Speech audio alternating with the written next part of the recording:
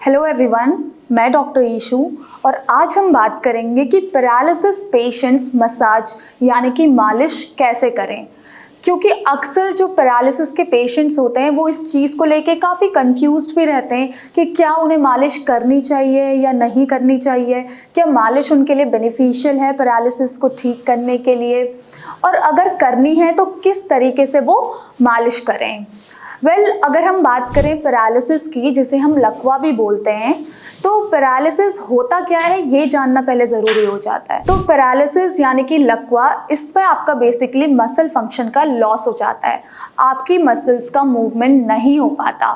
अब अगर muscle function का लॉस हो रहा है तो इसके पीछे कुछ सेट ऑफ कॉजेज़ भी रिस्पॉन्सिबल होते हैं।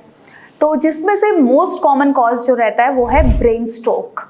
जब आपके ब्रेन में खून का थक्का बन जाता है यानी कि क्लॉटिंग हो जाती है, या फिर हो सकता है कि ब्रेन हेमरेज की वजह से जब दिमाग की जो नसें हैं वो फट जाती हैं।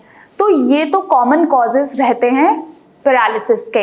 इसके अलावा स्पाइनल कॉर्ड में इंजरी के वजह से भी पैरालिसिस कॉज हो जाता है, क्योंकि स्पाइनल कॉर्ड से ही आपके सारे ऑर्गन्स जो हैं वो कनेक्टेड रहते हैं, अटैच्ड रहते हैं, और स्पाइनल कॉर्ड ही आपके ब्रेन में सिग्नल भेजता है, ब्रेन को मैसेज कन्वे करता है।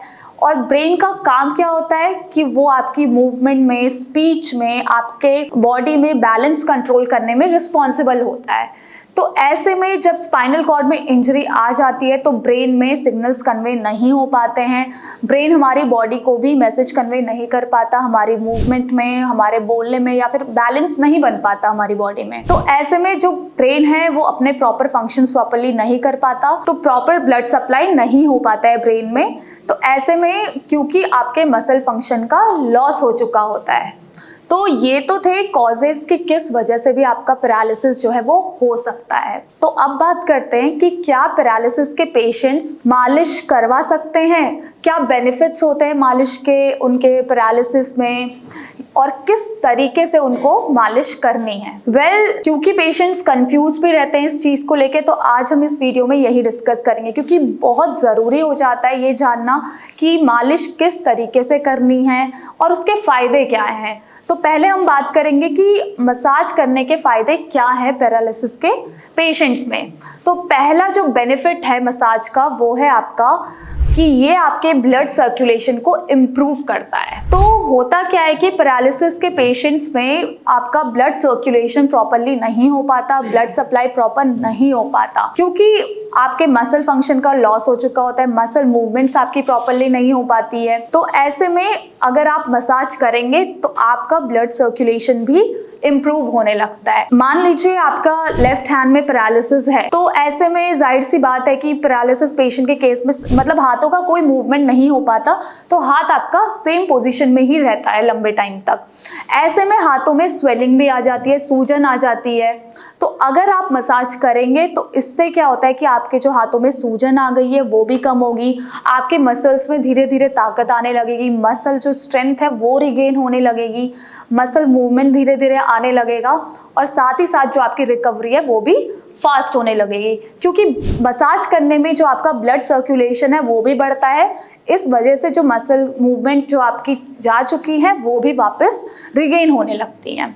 अब दूसरा आपका मसाज का जो फ़ायदा है वो ये कि इससे क्या होता है कि आपकी स्टिफनेस जो आ जाती है वो भी डिक्रीज होती है, क्योंकि लंबे टाइम तक सोने से, लेटे रहने से या फिर बैठे रहने से क्या होता है कि आपके जॉइंट्स में स्टिफनेस आ जाती है, ऐंठन आ जाती है। और यूजुअली पैरालिसिस के पेशेंट्स के केस में क्योंकि मूवमेंट हो नहीं पाता तो उन्हें लंबे टाइम तक बैठे रहना पड़ता है, या फिर अगर वो लाइंग डाउन पोजीशन में है, लेटे हुए हैं, तो उन्हें उसी पोजीशन में लंबे टाइम तक रहना पड़ता है। ऐसे में कोई मूवमेंट ना होने की वजह से स्टिफनेस आ जाती है। तो मसाज करने से क्या होता है कि स्टिफनेस भी आपकी कम होती है। अगर स्टिफनेस आ जाती है तो जाहिर सी बात है वहाँ पे पेन भी डेवलप होता है। तो ऐसे में अगर आप मालिश करेंगे तो स्टिफनेस भी आपकी कम होते रहेगी और आपका जो पेन हो रहा है वो भी आपका कम होगा। तो ऐसे में अगर आप मालिश करेंगे तो आपकी स्टिफनेस भी कम होगी और जो पेन हो रहा है उसके साथ वो भी रिड्यूस होगा। इसके साथ ही साथ आपकी जो मसल स्ट्रेंथ है वो भी मालिश से रिगेन होने लगेगी, साथ ही साथ जो मोबिलिटी है वो भी वापस आने लगेगी। इसके अलावा और क्या बेनिफिट होगा आपका मसाज करने का, कि इससे आपकी जितनी भी टिश्यूज़ हैं और जो मसल्स हैं वो स्ट्रेच होगी मालिश करने से।